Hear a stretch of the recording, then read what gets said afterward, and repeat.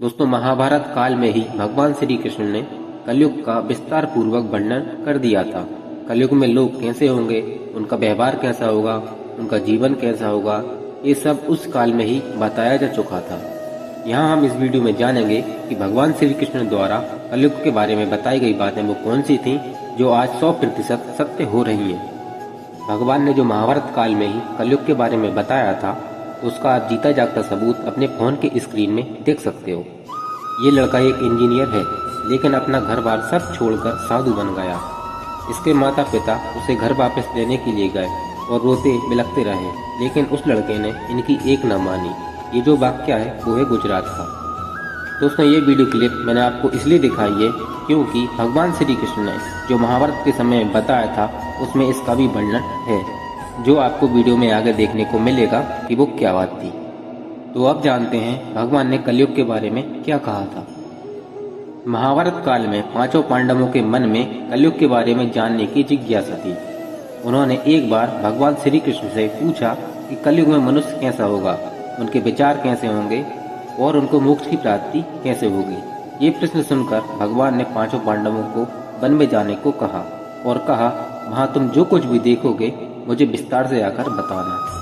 पांचों भाई वन में जाकर वापस आए और भगवान श्री कृष्ण को क्या बताते हैं, चलिए जानते हैं। उससे पहले दोस्तों, आपने हमारे चैनल को अभी तक सब्सक्राइब नहीं किया है तो कृपया करके चैनल को सब्सक्राइब कर लें। तो चलिए, सबसे पहले युधिष्ठिर जी ने देखा 2 सूंड वाले हाथी को और वो बहुत ही हैरान हो गए। जब उन्होंने ये दृश्य देखा तो भगवान श्री कृष्ण को बताया तो भगवान ने उत्तर दिया कि कलयुग में ऐसे लोग राज्य करेंगे जो बोलेंगे कुछ और करेंगे कुछ और। ये लोग दोनों ओर से शोषण करेंगे।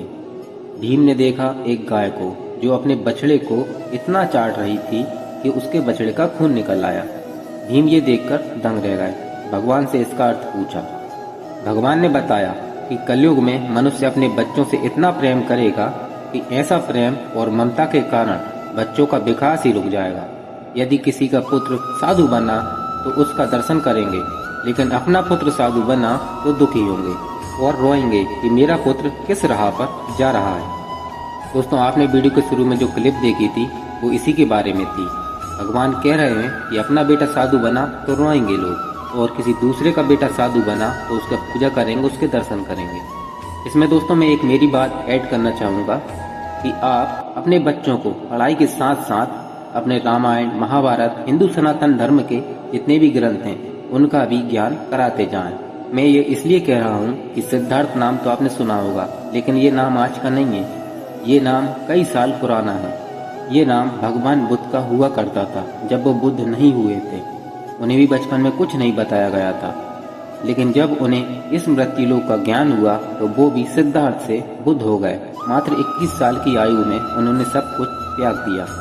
लेकिन अब ये मुश्किल है कि कोई इंसान से भगवान बन जाए। इसलिए मैं आपसे यही कहूँगा कि आपके जो बच्चे हैं उन्हें आप महाभारत और हमारे सनातन धर्म में जो भी ग्रंथ हैं उनका ज्ञान अभी से देना चालू करें, ताकि बाद में उनके ऊपर कलयुग का प्रभाव पड़े ही ना। तो चलिए आगे भगवान श्री कृष्ण क्या कहते हैं। कलयुग में लोग बच्चों को मोह माया में ही बांध रखेंगे, जिससे उसका जीवन वही नष्ट हो जाएगा। फिर भगवान ने वास्तविकता बताते हुए कहा कि तुम्हारा पुत्र तुम्हारा नहीं बल्कि उनकी पत्नी की अमानत है और पुत्रियां उनके पति की अमानत है और ये शरीर मृत्यु की अमानत है और ये आत्मा परमात्मा की अमानत है। अर्जुन ने देखा एक पक्षी जिसके पंख पर वेद की रचनाएं लिखी थीं, लेकिन वो एक मनुष्य का मांस खा रहा था। ये देखकर अर्जुन बड़े ही हैरान हो गए और इस पर भगवान ने बताया कि कलयुग में ऐसे लोग होंगे जिन्हें विद्वान कहा जाएगा, लेकिन उनकी मंशा यही होगी कि किसकी जल्दी मृत्यु हो और उसकी संपत्ति को अपना लिया जाए। व्यक्ति का औहदा चाहे कितना भी बड़ा होगा, परंतु उसकी दृष्टि दूसरों की संपत्ति पर ही होगी। ऐसे लोग बहुत होंगे जो दूसरों के धन को छीनने के लिए आतुर होंगे। वास्तविक संतो कोई कोई होगा। इसी तरह नकुल ने देखा कि एक भारी चट्टान पर्वत से नीचे गिर रही है। बड़े से बड़े वृक्ष उसे नहीं रोक पा रहे, परंतु एक छोटे से पौधे से टकराकर वह चट्टान वहीं रुक गई। इसका अर्थ भगवान ने बताया कि कलयुग में मनुष्य की बुद्धि क्षीण होगी, उसका जीवन पतन होगा और इस पतन को धन या सत्ता के वृक्ष रोकने में सक्षम नहीं होंगे। किंतु हरि का नाम एक छोटे से पौधे से मनुष्य का जीवन पतित होने से रुक जाएगा। हरि कीर्तन से मनुष्य की बुद्धि प्रबल होगी।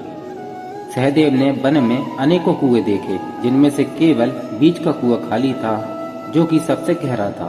भगवान ने इसका अर्थ बताया कि कलयुग में धनी व्यक्ति अपने शौक के लिए उत्तरी विवाह में, उत्सवों में, बहुत आयात में धन खर्च करेंगे, परंतु किसी भूखे को देखेंगे तो उसकी सहायता करने में किसी की कोई रुचि नहीं होगी। इंद्रियों की संतुष्टि के लिए मदिरापान, मांस का भक्षण और व्यसन में धन खर्च किया जाएगा।